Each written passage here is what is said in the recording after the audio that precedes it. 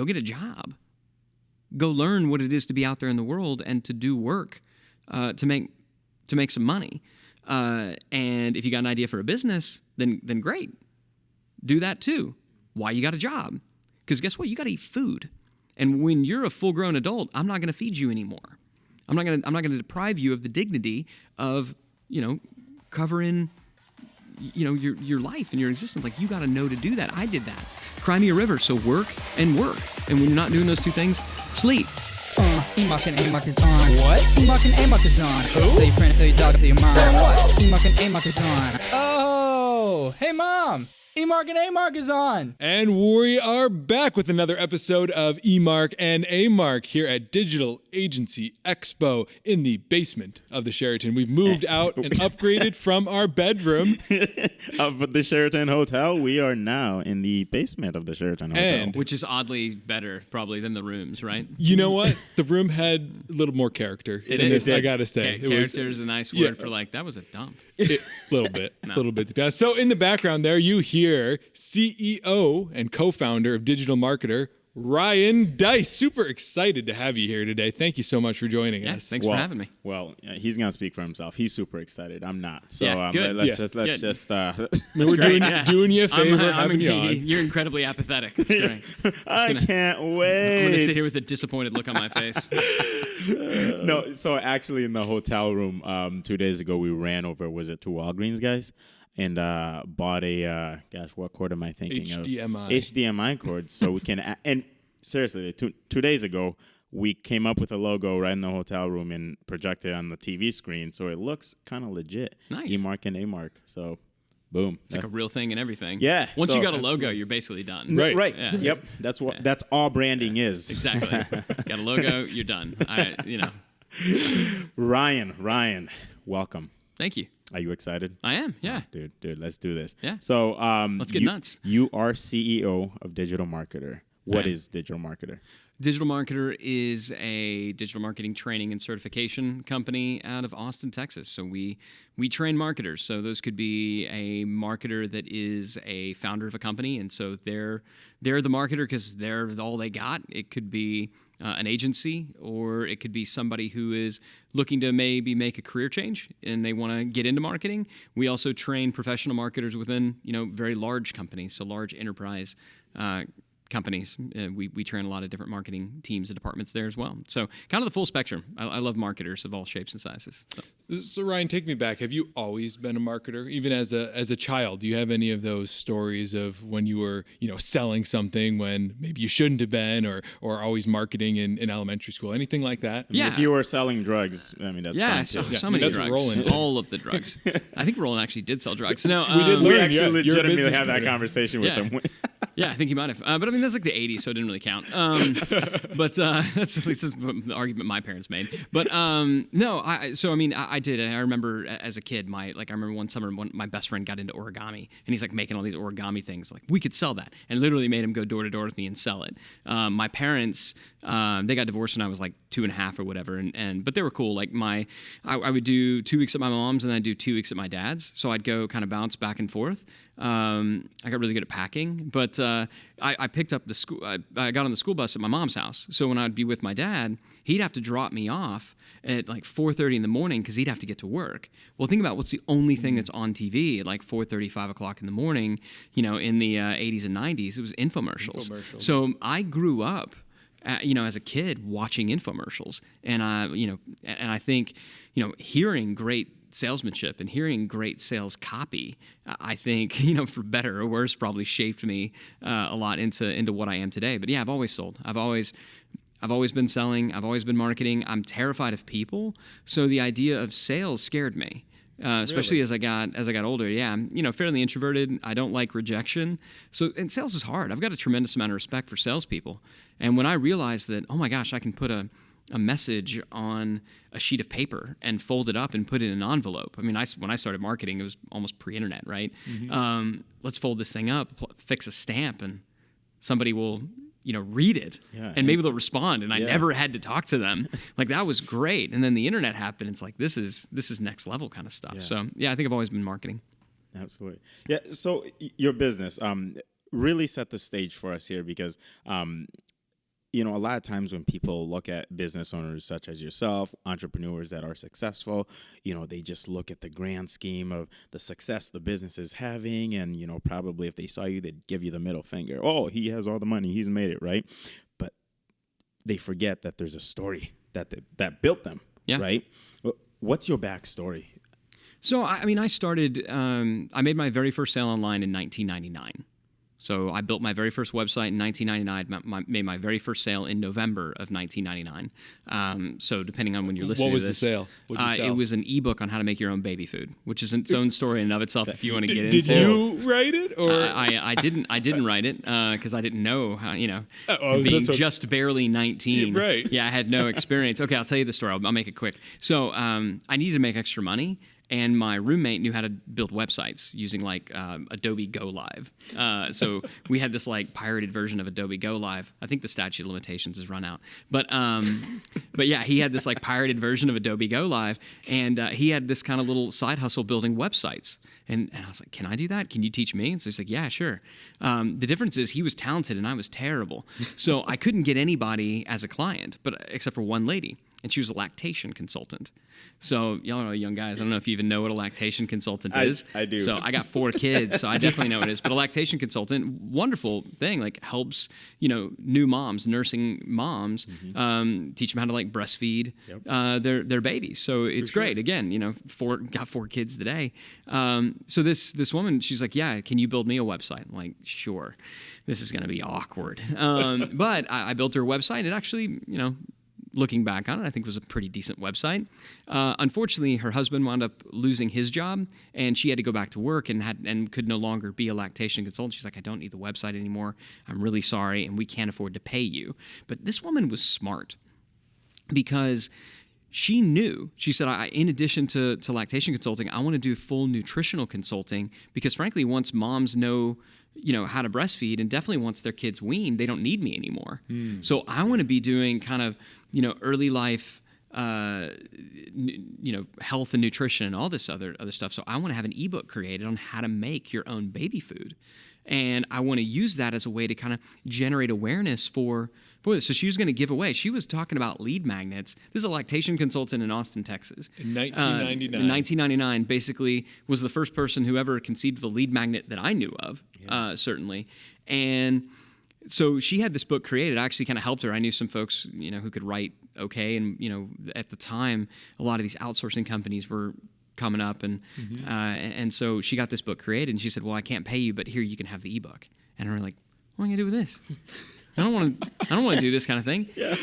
But I'd heard about some people that were selling little ebooks online and making money. So I just built a simple 1-page website, optimized it for probably Alta Vista and Dogpile. I mean, Google in 1999 was a science fair experiment, and science fair project. But yeah, I remember doing that. I bought some advertising on goto.com, which became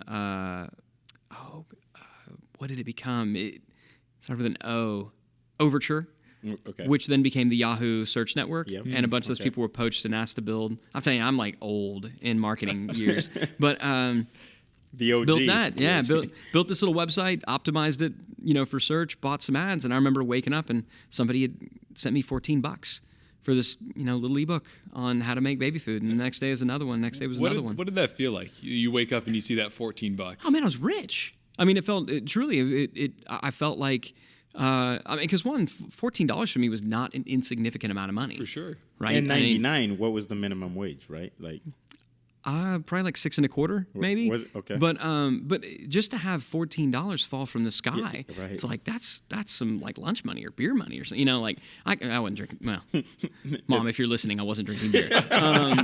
But at 19. But no, I mean it was amazing. And so to think, that was November of 1999. So we're coming up as we record this on November of 2019. So we're almost coming up to the 20-year anniversary. Now I'll be 39 years old. So that means that I will have been doing this longer than I haven't as a human. Yeah. And so when you talk about what's the journey been like, man, 20 years, it's been some big ups and downs. I took that one little ebook and I said, what would happen if I had 100 of these things? And that's by the time I graduated, that's exactly what I did. I had over 100 little websites on a bunch of little ebooks on, ebooks and little pieces of software. I sold pop-up blockers, and I also sold pop-up generators. So kind of getting on both sides of that. Both sides of the field, yeah. And creating my own market. But I just, any little thing I could get, I was like, cool, I'm going to build a little website for it. I'm going to build a little website for this. And it was great and it was fun. I was making really good money. I mean, really, I was making a lot of money and I didn't know it. My desire for launching some of these websites actually was, I started dating a girl my freshman year, and I knew pretty early on, like, this is probably the one, which I know sounds creepy. Especially after, saying that after like only a week of dating when you're 19 years old. But I was like, at some point you're probably going to propose to this girl. You're broke. Diamond rings are expensive. You need to make some money. Like, I remember having that thought in my head at 19 years old. And 2 years later, I had enough to go and, buy her a diamond ring. We got engaged our junior year, got married the weekend after we graduated. So you were right. You married her. Yeah. Oh my gosh. Yeah. And, again, 4 kids and, long time later, but we got married and I was going to take a job in finance. I did it, worked it for 6 months and quit because all these stupid little websites were making me a lot of money. So I'm convinced I'm a genius, obviously. What do your parents think at this time? Like, you're in college, you're doing this. I imagine not doing so much of the college things, probably focusing more on the e-commerce and that. Is that correct? Or? No, I mean, I was still making a lot of the folks who people are like, oh, I don't have time to do this because, I'm really busy building my business. Like, man, shut up. You got like 8 hours. Let's say you're going to sleep for 8 hours, right? Right. Let's say you're going to work full time for 8 hours or go to school full time for 8 hours. There's still 8 hours left in a day, right? And now I was motivated. So I wanted to make sure that I made good grades because I didn't know if it was going to work out. I wanted to be able to get a job if I could. And I was just busting my butt. I mean, all of my friends were out, partying and hanging out. I was, waking up, building websites, working. And it was, I think it was the right call. Yeah. But I had a difficult time in certain classes where maybe it shouldn't have been as hard if I'd have focused. But I was very, very strategic. Like, I don't need to do great in this class. I can do kind of 80% and, make a B or even a C. But that'll give me more time over here. Yeah. So I wanted all of it. So my parents, I didn't talk about it. I didn't tell anybody about it. So they didn't even know I was doing. They didn't even know you were selling these lactation ebooks online? No. They thought you were in school actually doing school stuff. Well, and I had a part-time job too, right? So, because I went to school on full grants, and I went to school on, I had some grants and had student loans, but my parents couldn't afford to pay for my school. So you were in school, working a part-time job, and building your side hustle. Yeah, that's why when everybody's like, "Oh, I don't have time," that's incredible. Like, shut up. Yeah, I just tell them like, I don't believe you. Yeah, right. I just don't. You got 24 hours. How much do you sleep? Right? 16 hours. Work the rest. I mean, seriously, if you sleep 8 hours, which most people don't, you don't have to. If you work a solid 8 hours, which even during a day, most people ain't working 8 hours, that's 8 hours of awake time that you could be doing something big. And as a 19, 20, 21-year-old college kid, that's what I was doing. So my parents didn't know. Now, I will tell you, when I quit my job, I remember going home and telling my wife, because we hadn't really talked about it, which in retrospect was kind of stupid. And she just said, "Hey, I trust you. Be fine," which that freaked me out. I was like, that's not good. That's a lot of pressure. I need to live up to that. I remember calling my dad and he's like, "What are you going to do for health insurance?" Like, I don't know. Hadn't thought about that. So, and there were a lot of things I didn't know, and a lot of these things that I didn't know, like health insurance, I remember with all these websites when traffic was really cheap, like Google AdWords, brand new, super cheap, nickel, penny, dime clicks, right? Then the prices went up. Well, I kept spending on credit cards, right? And the sales were still coming in. And I never really realized that I was spending more to acquire a customer than a customer is worth until I got $250,000 in credit card debt. In credit card debt? Yeah. $250,000 in credit card debt. So how long did it take you to rack that up? Well, not very long, actually. I mean, again, like I double sorry. I just like sneeze basically into the thing, edit that out later. But I was thinking like shockingly fast. I think 6 to 8 months. Well, I have to ask. I mean, you're in your early 20s, maybe at this point. Why did the credit card companies give you $250,000 and how did you do that? Do you recall the financial crisis of 2008, or were you all too young for that? Oh, so that's because of you? Yeah. The financial crisis of 2008. Yeah, so this was happening in between 2004 and 2006, when if you had a pulse, you could get a $250,000 line of credit, and I had a pulse, and I had a $250,000 line of credit, and yeah, I mean, and it was scary. So I spent that next year. I remember thinking like, am I going to file bankruptcy? I really don't want to have to file bankruptcy. And I spent that next year. I had to change my business model up because obviously just arbitraging clicks, for sales over here wasn't going to work. That was when I just, figured out I should build lists, do some email marketing, that as long as I can monetize these customers over a longer period of time, it will work out. I realized that these hundreds of different websites that I had that, 20% of them generated 80% of the revenue, cut off the losers, focus on the winners, right? They were all my darlings. I didn't want to edit out any of them. But that was tough. So, I mean, that was the first, I remember that it took me a year to dig out of that hole. It took me a year to get out of debt. Everything I made. I mean, we spent no money. We're, not going out buying anything, not going out to eat. Everything I made was just going to pay that debt off. What triggered that? I mean, you got to $250,000. Why not just go get another credit line to get up to $300,000? I couldn't. I was maxed. I mean, I played that game until I truly couldn't get any more credit. But I guess still, you could have just paid it down a little and racked it back up, paid it down a little, like a lot of people do with credit cards. What made you make the decision? No, I'm going to pay this down. I'm going to live on beans and rice and beans. It was at a point where it was so bad that that I knew I couldn't ignore it. Like, one thing that I think I have going for me is I'm pragmatic and I'm a realist. Like, if I screw something up, I don't really have a lot of ego about my mistakes. Like, if I make a mistake, it's like, I made a big mistake. I made a big mistake, and I'll at least admit it to myself and change my actions about it. And I just remember when it was clear that I had racked up, I think I had a $180,000 line of credit. I had like a credit card with $30,000 and a couple of other ones. I realized I had like 4 or 5 different credit cards that were fully maxed out, and it was like $246,000, like just under $250,000. Like, this is an amount of money, the likes of which I've never had this much money in my bank account ever. I've always just kind of cycled through cash. Like, I have to stop because, one, I can't keep going, and 2, obviously something is very, very broken, and I should have figured it out, 6 to 8 months ago. In the year that I paid it back, though, one of the ways that I created some additional margin for myself is I didn't pay taxes. So that was cool. So I finally dig out of this hole. The legal way, I'm still sure, got right? it. No, man. I just didn't know I was supposed to. I'm telling you. My dad's question: how are you going to get health insurance? I don't know. I didn't know how taxes worked, and so you just didn't know what you didn't know. I didn't know anything. Yeah, it wasn't an intentional.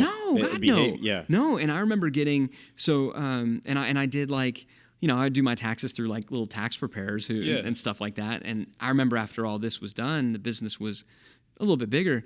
My buddy, who was an accountant, like my best friend since like, 3rd grade, he was an accounting major. And he's like, man, who's doing your taxes? I was like, oh, can you do them? He's like, no, you need to get an actual like CPA to do your taxes. So I went and got a CPA.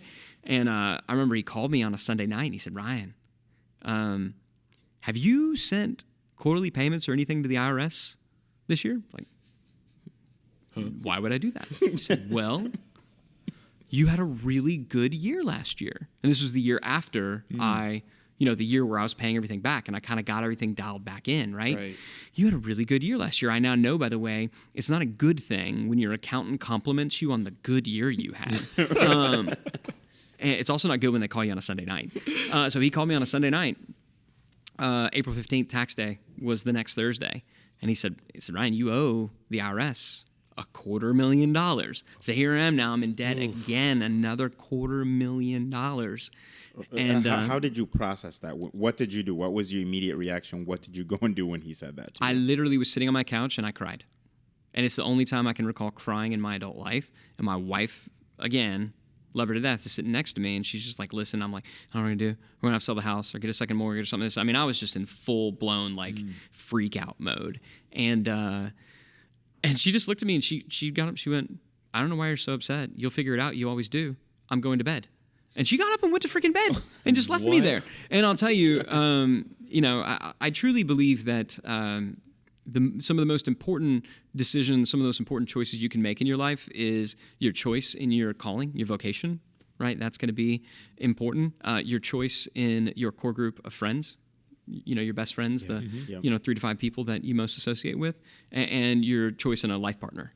And my wife knows me, and she knows when I need to be like comforted, and she knows when I need to be like told, quit being a crybaby. And I asked her permission. I said, can I mope for a day? Can I just mope for today? Can I just have tomorrow to mope? And what did she say? And then I'll get to work. She's like, whatever. I mean, she's like, you'll figure it out. Now, inside, she's like scared and freaking out and all this other stuff. She wanted to be that rock for you, though. Yeah, and she knew that that's what I needed to hear. And I, what she could have said is, I knew this was going to happen, and this is always a risk, and you just need to go and get something more stable. And had she said that in that moment, I probably would have. I don't think I would have been strong enough of my own thing to do it. But she's like, I'll figure something out. Good night.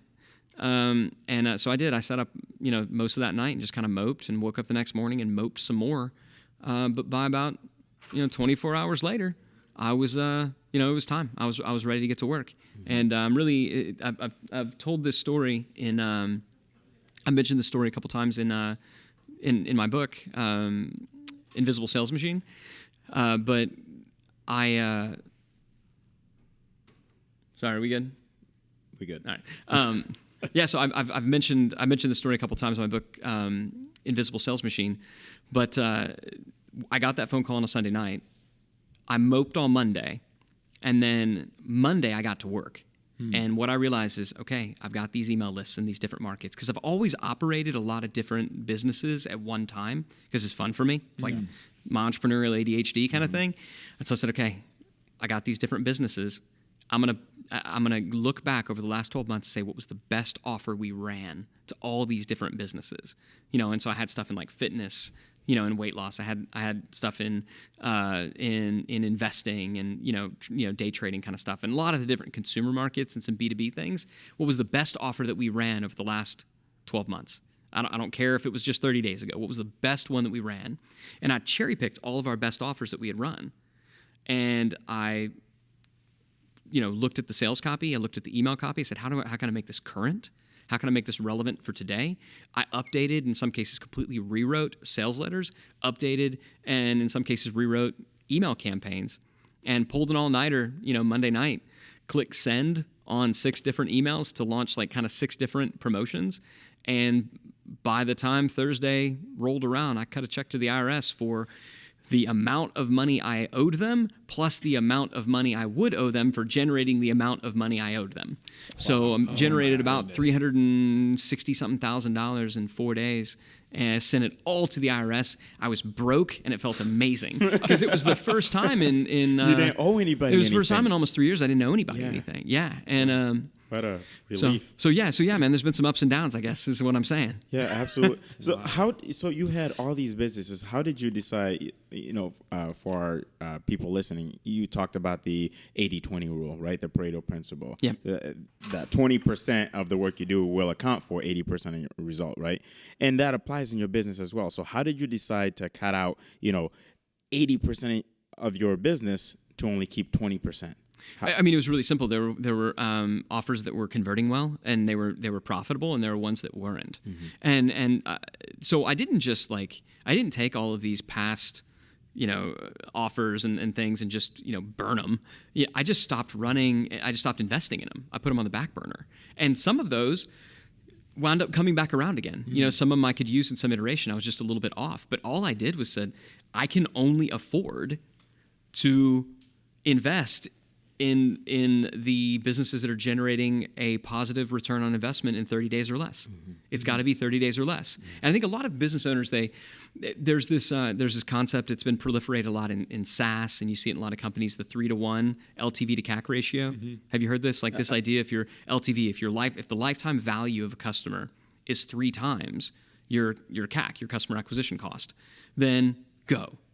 Now, that's fine if you got a giant pot of money sitting in the bank. But LTV to CAC ratio, I'm acquiring them for this, but they're worth this over the life of the customer, that does not work. And that is a really quick way to go broke if you don't have enough cash in the bank to fund that. Yep. And if the LTV takes, maybe it takes 2 years to be realized. So what I think more people need to focus on, especially if they're bootstrapped, is what is the recovery time for a particular investment. So how long will it take me to ROI this particular investment? And when you're first getting started, it's 30 days or less because you're funding it on credit cards, or just out of your personal stuff. Then maybe you can extend out to 60 days and then maybe 90 days. When you can go all the way out to about 180 days, now you can start thinking about, okay, what's our LTV? You built up enough of a war chest that you could do it. But I just looked at what were all the things that were what were all the different campaigns and products and offers that I had that were that were the ROI was more than 30 days out. And I said, I just can't run them anymore. I don't care that they're profitable. So speak to us just a little bit here. So we're speaking to your business partner, Roland, before you were on the show. He spoke very highly of just your personality, your charisma, and just how you're the front-facing aspect of the business and your partnership, and how he's more of the IT, if you will, the back end, right? Yeah. So that seems to be a talent of yours, that you're just really engaging and are good with people. Do you think that's your greatest asset that you bring to your business, and that's been responsible for your success? Or? Yeah, I hope not, because I hate it. I would much rather be the person behind the scenes. Really? Which is interesting because you're so good at it. Like you would, you watch you in your videos. I mean, I'm sure many people listening have seen some of your marketing videos and training, and you're just so dang good at it. Yeah, I'll fake stuff for money. No, I think that's important, right? I mean, I did it in the beginning because it had to be me. I was the only one, and I appreciate you saying that I'm good at it. It's not natural. I've been doing this for 20 years. People are like, how'd you get to be good on stage? I've been doing it for a really, really, really long time. I've had a lot of reps and sets. If you go back and watch, I couldn't bring myself to do it, but if I went back and watched some of my talks early on in my career, they were awful. And so just doing it a lot of times and watching people who were good and saying, okay, what did they do that really resonated with me? And what are some of the things that don't so much resonate with me? What do I want to try to do more of? And what do I want to try to do less of? That's kind of how I've gotten better at a lot of things. But no, I don't necessarily enjoy it. We were here. Gary Vaynerchuk, who spoke at this event, is a buddy of mine, and I've known Gary for a number of years. And I remember this was probably about 4 or 5 years ago, having dinner with Gary. I was like, man, I don't want to be the face of my company anymore.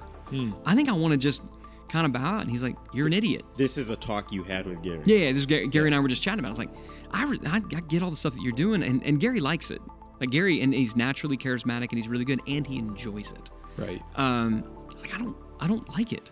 It's exhausting for me. It's tiring. I don't want to do it. I want to be behind the scenes working with my team, kind of setting the strategy, writing copy. And he said you can't. It's too late. You're out there. And he said, and if you throw it away, you're throwing away a brand. And so you've got your brand. You've got the Ryan Deiss brand, and you leverage that to build the Digital Marketer brand. And now Digital Marketer is its own thing, but that's a kingmaker. And so when you have that personal brand, you can then point that brand equity at assets that are far more sellable than the personal brand, that are far more leveraged. So that's what I've done. So I do it because it's good business, and I enjoy the business aspect of it. I don't I've gotten more comfortable with it, so I'm willing to do it, but I don't crave it, at all. Yeah, Ryan, how important is marketing in the beginning stages of building a business for an entrepreneur or business owner? Is that something they should focus on, 90 to 10% or 50-50? How important is it? It's everything. I mean, a great products don't speak for themselves. Art doesn't speak for itself. Nothing speaks for itself. And so not focusing, if you don't focus on marketing, you're doing your product and you're doing your customers a disservice. So I think it needs to be everything. And if that means that your product isn't as good as it could be, well, that's just how it is, right? And you should always be getting better. But how do you know how good it should be until you put it in front of somebody? Right. And how do you even know the way in which it's good until you put it in front of somebody? You don't even know until you sell it to somebody what's good or bad. You've got an idea in your head of this is good and this is bad, but it's not until you put it in front of a customer that the customer says, this sucked. And you're like, oh man, why'd it suck? And they give you a reason that you never even thought of. Like, I didn't even know I need to fix that. And the thing that you thought was kind of iffy, they love. We have this with the software. We recently launched a new software product, a SaaS application, a spin out of Digital Marketer.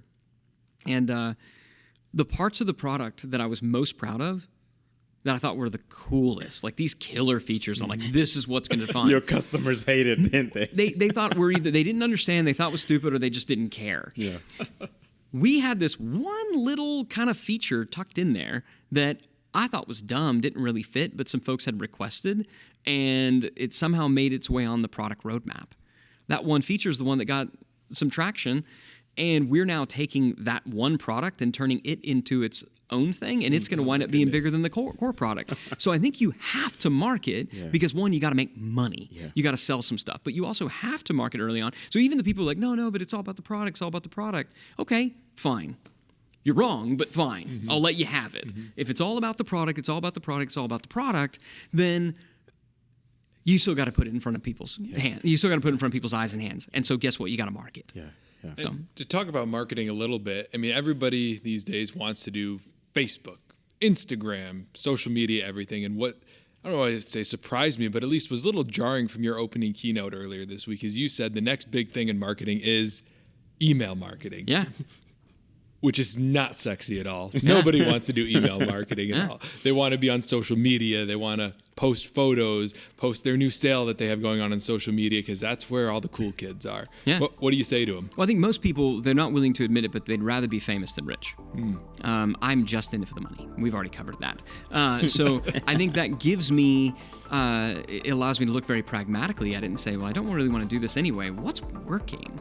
And it's amazing. Yes, we use all of our social apps. That's one of the things. You pull out your phone, you're going to hit a social app. Mm-hmm. You're also going to pull out your phone and you're going to hit an email app. Right. So we are constantly like hitting all these different apps, and so email's never really gone away. And on social, there's just so much noise right now. You're competing against people who are willing to shed every semblance of dignity to get noticed. Right? I mean, so you want to really get noticed and like break through on social media, like you got to be running the most interesting reality TV show in the world. And you look at what flies in reality TV, it's people making terrible decisions and throwing dignity out the window. It's them crying like a toddler. It's getting in fistfights. It's making out with total strangers. It's eating bugs. I mean, you just look at reality TV, and that's the stuff that people want in social.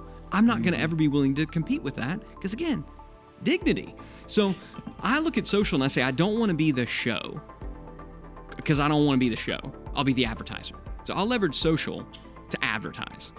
I will advertise and I'll send to my site and I will give people value in exchange for their contact information and permission to follow up. Now I own media. I don't have to leverage social media. I've got my own media. And as long as I care for that audience, they're going to continue to engage with media through the app that they use every bit as much as Instagram and Facebook, and that's, their Gmail app or their mail app. Yeah. And I can, when I engage with them through that channel, it's just me and them. Yeah. It's me in their inbox. They're reading my email. There's no real distracting ads all around it or anything like that. If they scroll down, they just see more of me. There's no infinite scroll on email, right? They scroll down, it's no more flashing lights. It's just me. So that's why I think everybody ignored email. Email's the thing that got me out of debt. Email's the thing that got me made it so I could pay off the IRS, and email's the thing that still delivers for me today. Yeah. How important is ongoing education to you? And I say that because I was recently in the Entre Leadership group scrolling through there, and I see this guy comment on something, Ryan Deiss. I'm like, oh, there's another guy named Ryan Deiss. And I go and click on it, and it's you. Yeah. You're in a same type of business development, trying to learn networking. It's like, oh, wow.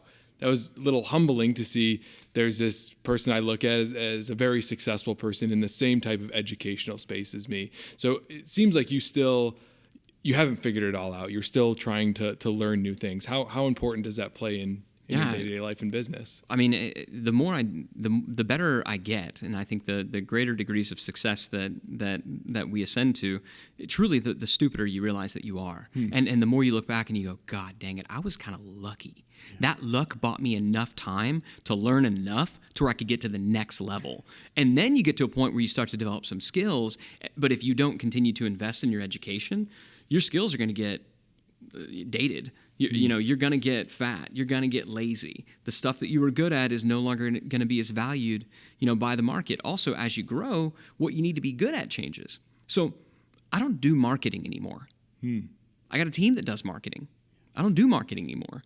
I lead teams and set people and talk to freaking bankers. Like, my job, the role that I do, is fundamentally different than the one that I did, definitely the one that I did 10, 15 years ago. So if your company is growing, you have to grow along with it, or you will either you will constrain the growth of your company, or if you don't own all of it, you'll get fired from your own company. That happens a lot. Yeah. So no, it's critical. I want to continue to be relevant. I also just enjoy it. I enjoy learning. You asked me before, like, what do you think my kind of mutant power was, or I forget how you phrased it. It was, what's your gift? What's your talent? Yeah, I don't think I think there's people that are way more charismatic than I do. Certainly there's people who are better looking than me. And so I don't think well, that's... Well, thanks, Ryan. Yeah, I know. I was exactly looking deeply at you when I said that. No, I don't think that's it at all, because there's just so many people who are so much better. I think for me, what it is I am able to condense, I'm able to take in large amounts of information very quickly and distill them down to their essence and spit it back out. Yeah. So I can, if I want to learn something, I'll go and buy the top 10 books in that category on Amazon. Yeah. And I'll start with the top 3 and I'll binge read them over about a day or 2. Mm-hmm. Right? That's my job those days, is to learn. So I set aside time to learn, and I'm taking notes and I'm writing in it, and I'm, creating kind of some of my own ideas on the side. And, and then when I pick up book number 4, now I can skim it pretty quickly, because I realize, okay, 80% of this is the same, and I'm looking for what are the differences? Where do they disagree? Where does everybody seem to agree? It's like, okay, if everybody agrees on this, I'm not going to question that. Seems to be some disagreement here. All right, now I begin to formulate my own theories. Then I put them into action. Right, we test it. Then I bring my team in and I teach what I've learned to them. That really locks it in. We begin to build our own systems and frameworks. And so part of the reason I love to teach is because it forces you, first you got to learn, then you got to do, then you get to teach. Mm-hmm. And so I love learning. I mean, to me, I got salmonella poisoning, which sucks, by the way. I don't recommend it. But I was basically, in bed for like a week. That's like eating rotten eggs.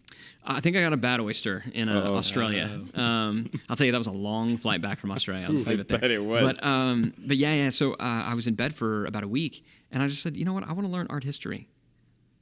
And so I took a bunch of art history classes online, and it was so fascinating to see, how artists approach design and how I can apply it. There was learnings to be had from a marketing perspective by studying art. So I think if you love to learn, you're always going to be relevant. And if you're relevant, somebody will always give you money. Yeah, Ryan, my last question for you is, and then we'll wrap it up here.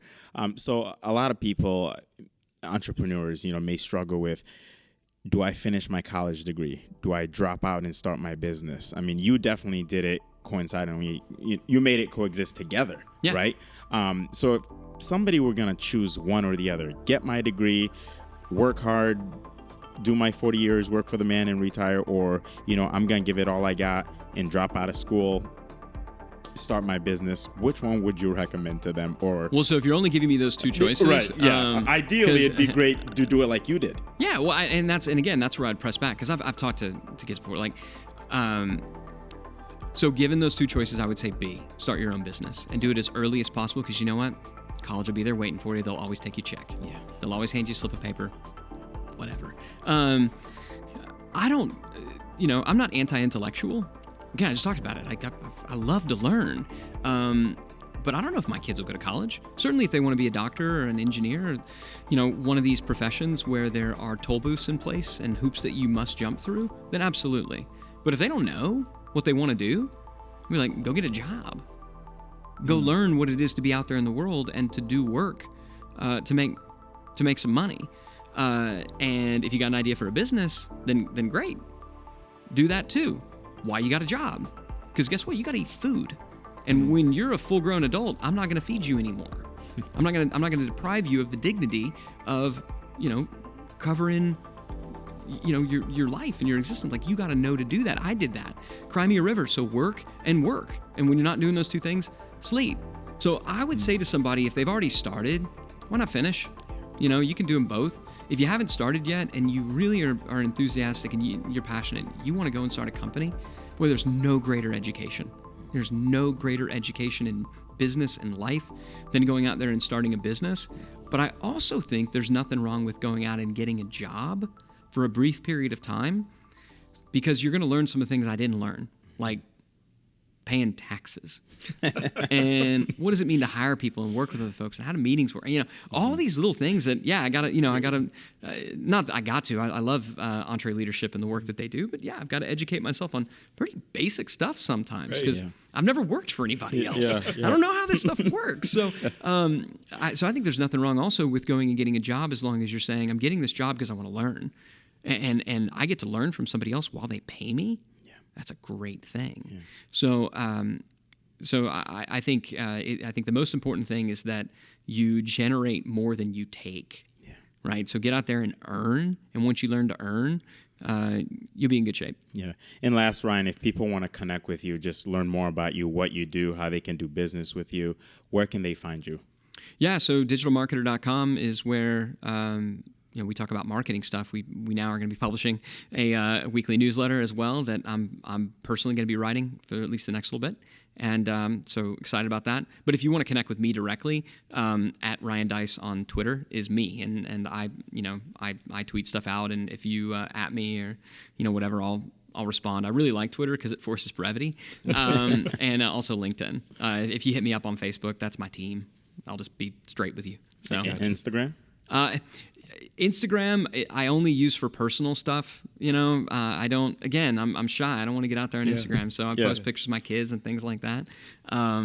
Digital Marketer posts some fun stuff, but I should do more. But I enjoy the platform for personal use, and I just want to see cute pics of my kids.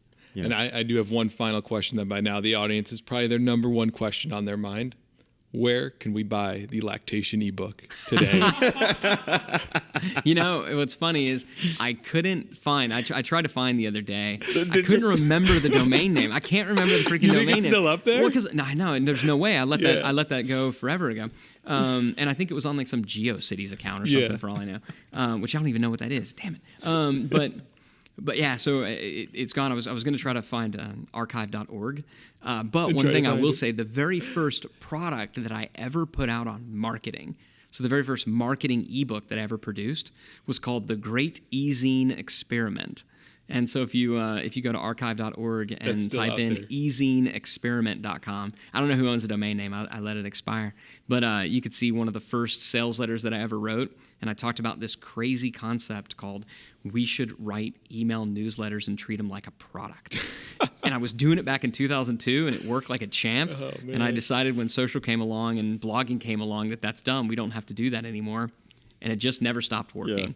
Yeah. So... Wow, if you want to archive.org something, definitely check hit the that Wayback out. Machine. Go to ezineexperiment.com. Well, that's awesome. Before we sign off, I do want to give one plug for Traffic and Conversion Summit in 2020. Guys, if you've never been to one of the digital marketer events, this was our first event, and we have been thoroughly blown away by the quality of the content, the way that it's ran. By far the best conference I've gone to. So if you're looking for a conference of value, Traffic and Conversion Summit 2020 at the end of March in San Diego is the place to be. We will all be there, so you can meet us in person. So we hope to see you there. And Ryan himself will be there as well, I'm sure, on the stage. So. I will, yeah. I'll be opening up the show and speaking and teaching from time to time. We're also going to be throwing the largest party I think the marketing world has ever seen. It's going to be nuts. Oh my goodness. Come on out there, 10,000 marketers for better or worse. It's going to be fun. If you're not coming out for Ryan's handsome-looking face here, you're definitely coming out for the party. Yeah, just come out for the party and the content. Ryan, it's been awesome having you. Thank you so much for taking the time. Thanks, Jens. Thanks for having me.